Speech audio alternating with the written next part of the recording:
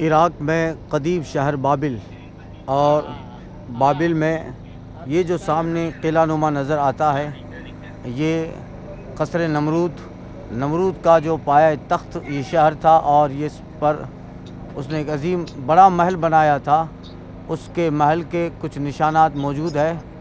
قریب میں حضرت ابراہیم علیہ السلام کی ولادت گاہ ہے، اور اس کے قریب یہ قصر نمرود۔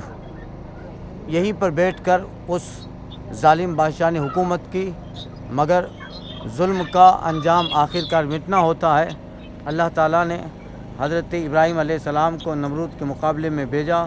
آپ نے تبلیغ اور رسالت و نبوت کا فریضہ انجام دیا، اور ایک دن آیا کہ نمرود کی ساری کوششیں ابراہیم علیہ السلام کو قتل و شہید کرنے کی ناکام ہوئی۔